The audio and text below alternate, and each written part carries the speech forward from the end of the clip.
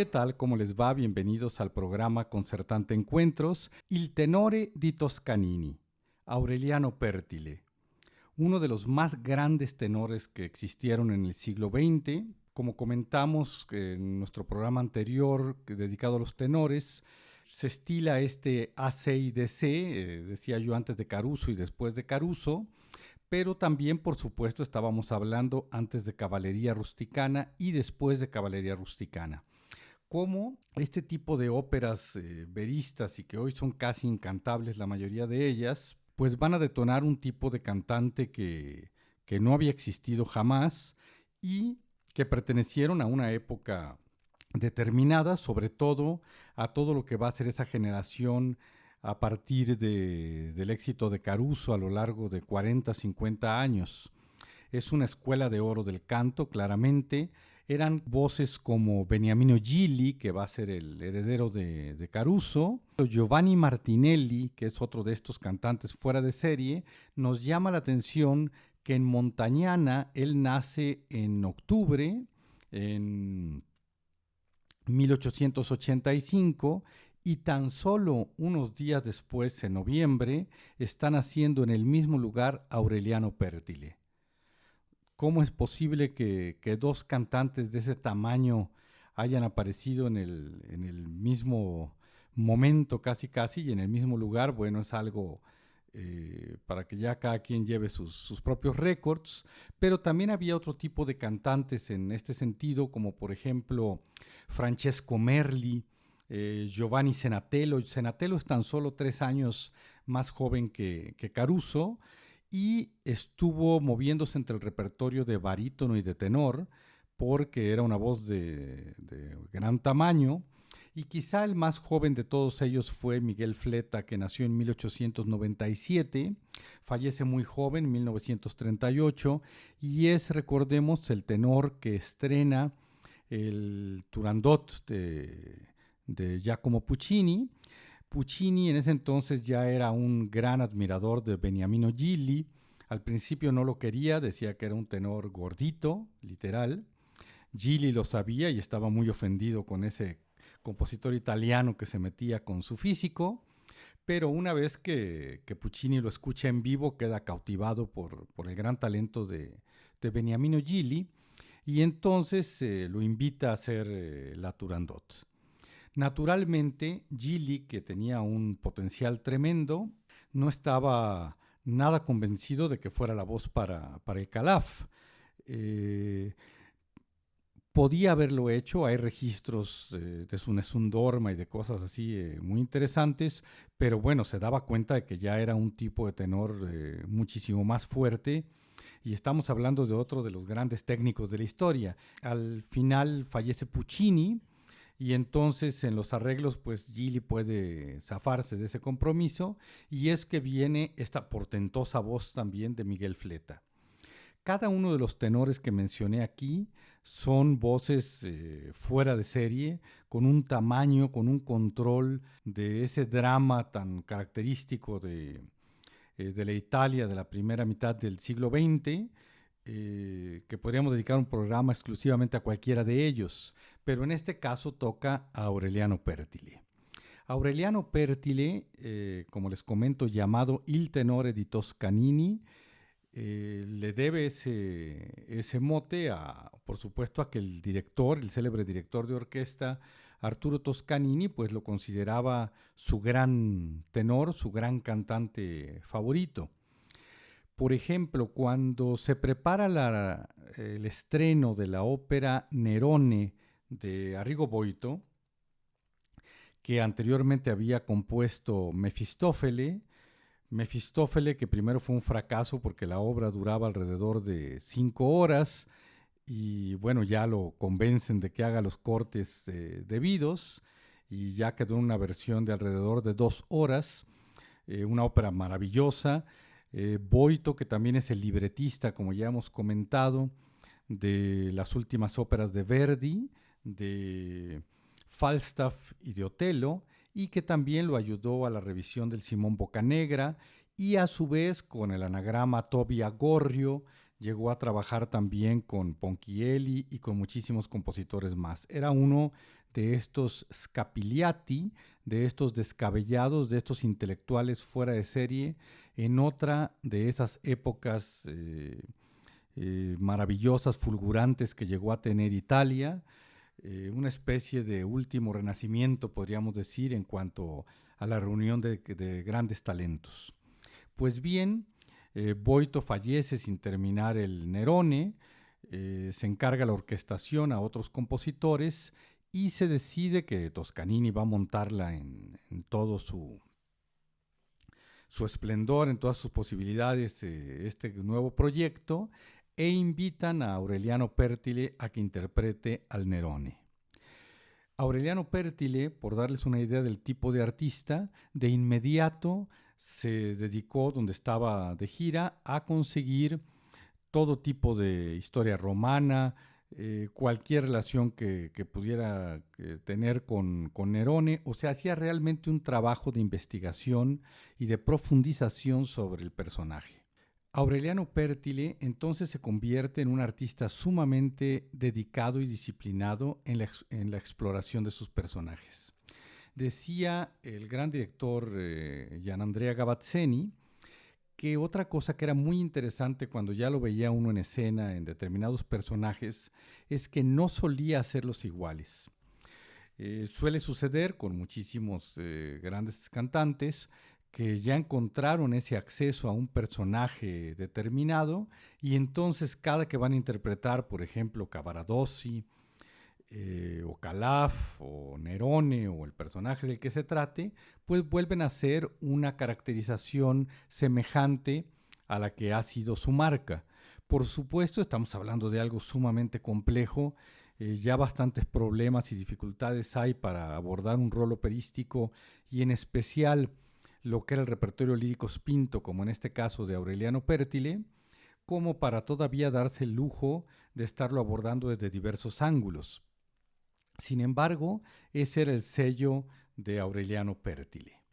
Tuve la suerte de conocerlo hace muchísimos años a través de discos en la Escuela de Música de la Universidad de Guadalajara. Hay una fonoteca muy interesante que alguien les donó con toneladas de discos de 33 revoluciones.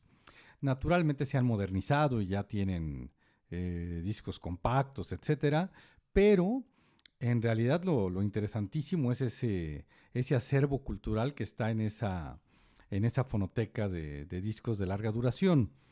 Yo tenía un catálogo personal, ya que me había dedicado a escuchar muchísimo del material que estaba en ese lugar, y la Escuela de Música no tenía su propio catálogo de la fonoteca. Hasta mucho tiempo después ya empezaron a hacer toda la relación de sus materiales.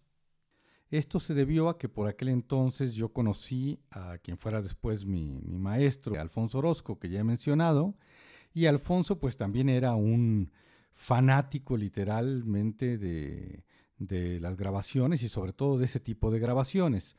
Por mencionarles algo, estaba el Mefistófeles de Nazareno de Angelis, había grabaciones de Galiano Mazzini, otro de estos tenores fuera de serie, la Lulú de Berg, que dejaran con Karl Böhm, el Botzek de Evelyn Lear y Dietrich Fischer-Dieskau, y coincidía con esa transición todavía hacia los discos compactos, así que era un momento donde pues literalmente estábamos encontrando joyas y joyas. Por algún acuerdo en ese entonces, no voy a mencionar a quien tanto me apoyó, que me gustaría agradecerle, pero para qué lo quemamos. Por aquel entonces, ya que yo era consejero de biblioteca y fonoteca de la Escuela de Música, me permitieron sacar algunos de estos discos, los grababa y los regresaba de inmediato. Y bueno, para no hacerles más larga la historia, terminé sacando todos los discos de Aureliano Pertile.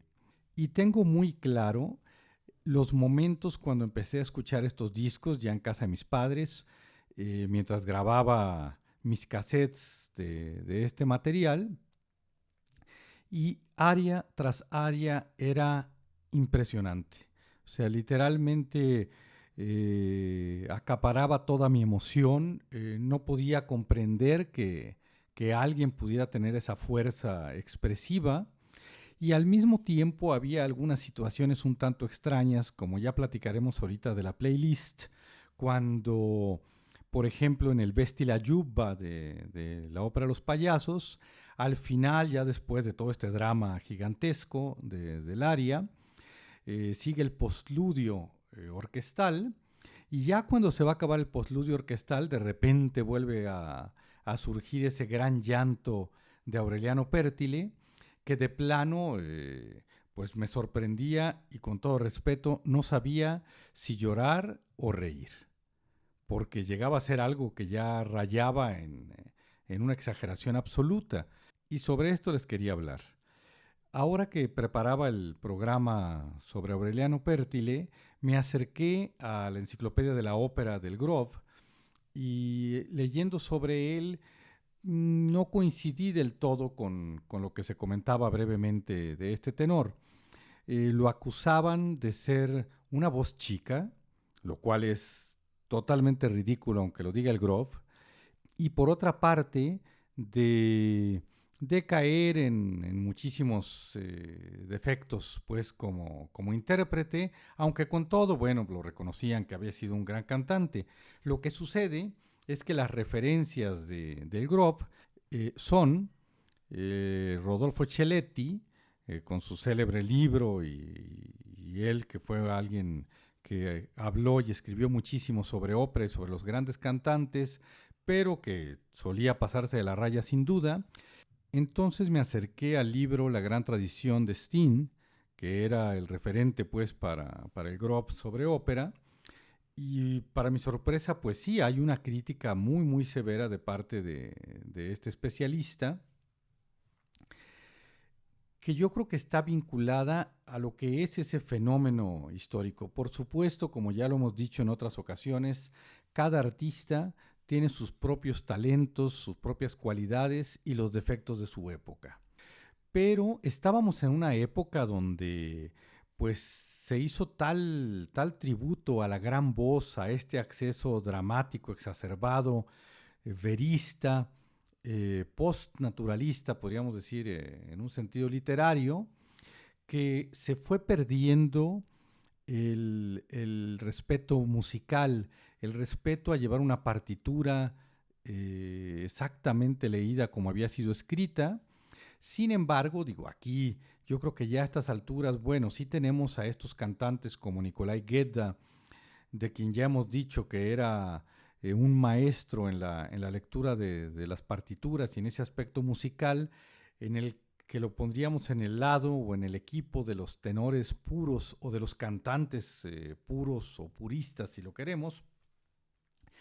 Y por otro lado tenemos a estos gigantes, a estos titanes de la ópera, que van a dar pie a muchísimas generaciones y a la gran escuela del canto, que son ni más ni menos que María Callas, Franco Corelli, Mario del Mónaco y muchos cantantes más que todavía pertenecieron a los últimos restos de esta forma de cantar.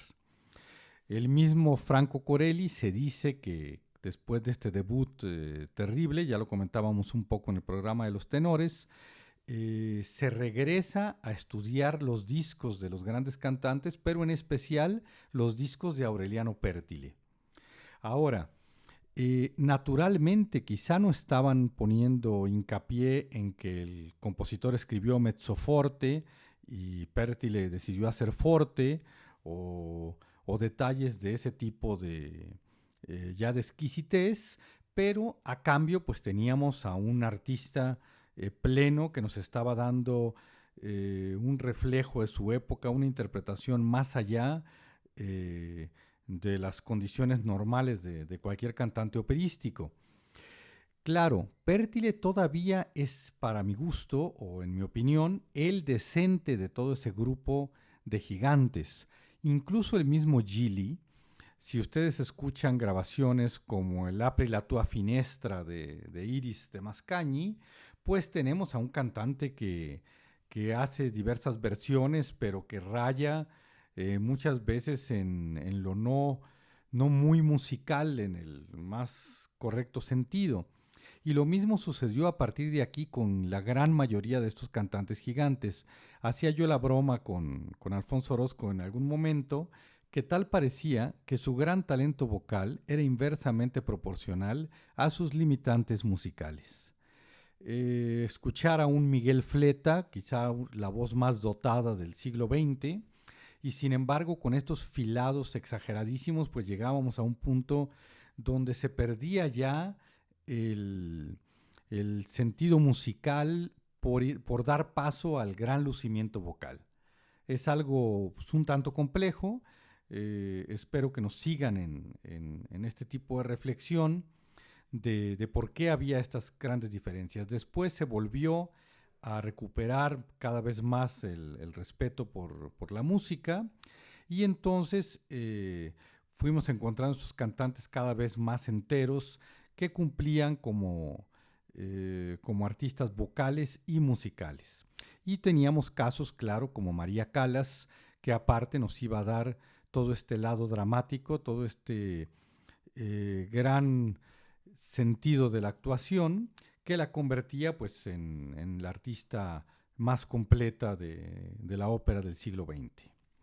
Ahora, ya sabiendo esto, pues no seamos tan rudos como lo fue Sting con Aureliano Pértile, pues incluso directores, como ya comenté, de la talla de Toscanini o de la talla de Gianandrea Gavazzeni, pues se expresaban sobre Pértile con un gran derroche de elogios y eran conscientes del talento que tenía como artista.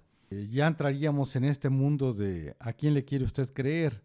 ¿A los más grandes músicos de la historia o a los más grandes críticos del siglo XX? Bueno, no voy a opinar al respecto, se los dejo para que cada quien tome sus propias decisiones. Como ya hemos hecho en otros programas y comentaba al principio de este, anexamos una lista de Spotify, en este caso de Aureliano Pértile, que estará en la información de este video y también lo pondré en los comentarios para que sea más fácil acceder a ella. Puede poner esta liga y de inmediato lo llevará a escuchar estas grabaciones.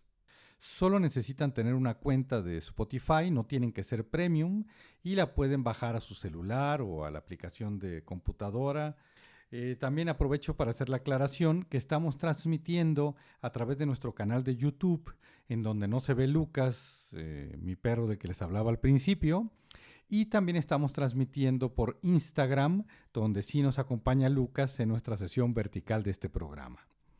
Bien, en la lista vamos a tener, en primer lugar, el recitar Vesti la Giubba, esta área donde Canio se da cuenta de que Nedda, su mujer, lo está engañando con un aldeano donde se están presentando ellos en ese pueblo y tiene que llevarse a cabo la próxima función que ya está programada, no importa la tragedia personal que esté viviendo Canio, dice, tú tienes que reír y entonces la gente aplaudirá. La famosísima aria Ridi Pagliaccio. También tendremos l'anima ostanca, el alma está cansada, que es el aria de Maurizio en Adriana Lecouvré, donde ya escuchamos este otro sonido lleno de fuerza expresiva, como sumamente libre. Realmente lo que estamos escuchando es ese timbre único de Pértile que en ningún momento lo perdía. Curiosamente, todos estos cantantes que relatamos, como por ejemplo Miguel Fleta, pues su característica principal es esa. Fleta en ninguna nota de su registro perdía ese timbre, perdía esa campana que caracterizaba al sonido de su voz. También tendremos a Manon mi tradisce de Manon Lescaut de Puccini, que aparte aquí tenemos este gran libreto que terminaron Illica y Giacosa junto con Puccini, donde ya el texto se vuelve tremendo por sí mismo y aparte con la música pues es algo ya fuera de serie. O sea, hay frases como fango nel fango io sono, ma vicino a te. O sea, soy fango dentro del fango, pero cerca de ti. En este caso, bueno, de Grieux es un personaje eh, muy, muy difícil de cantar, sobre todo la versión de Puccini, pero Pertile, bueno, logra plasmarnos muy claramente el tipo de artista que debe haber sido en escena. Luego seguimos con el A Matilde io t'amo, la versión en italiano del Guillermo Tell de Rossini, que en su origen fue compuesto en francés. En este caso es el dúo con Benvenuto Franchi, con Guillermo Tell. Esta es una de las escenas que yo recuerdo, como les comento, de cuando estaba escuchando aquellos LPs, cuando se va a los agudos ya Pertile, se vuelve algo que literalmente eriza la piel, que casi casi choca hasta con los huesos de uno, de la cantidad de concentración que tiene para este tipo de sonidos. Es algo entre titánico por el sentido, digamos, atlético del sonido, pero también por esa expresión. O sea, era algo que definitivamente vale la pena escuchar y crear nuestra propia opinión independientemente de lo que digan estos respetables críticos. Di quella pira de Il Trovatore, de Manrico, la famosísima aria con este do final en el Alarmi. En este caso viene desde que le avisan frente a Leonora que está presa pues su madre, y entonces Manrico tiene unas pequeñas frases previas al inicio de Di quella pira, y estas frases son oro molido. Por último, les voy a poner el Sei tu sonio, el dúo de Carmen con Aurora Buades y Aureliano Pertile, también en italiano. Se acordarán que comentamos que era muy común en esa época que las obras se hicieran dependiendo el idioma del lugar donde se cantaban. Ya después vendría este resurgir del respetar a las obras tal como fueron compuestas, y salvo algunas excepciones, pues ya se hace normalmente en el idioma original, y aparte que bueno, ya contamos con los subtítulos. Como un extra, para quien quiera conocer una rareza, les voy a anexar una de las arias de Nerone de Boito. La calidad de la grabación no es tan buena, pero vale la pena acercarnos y percatarnos de lo que era una obra como Nerone. Lo que queremos es darnos cuenta en un material de coleccionistas a qué sonaba Pertile cuando cantaba una obra como Nerone de Boito. Bien, pues vamos a escuchar entonces a este gran tenor, a este tenor admirado, como ya se los dije, por los grandes directores de su época.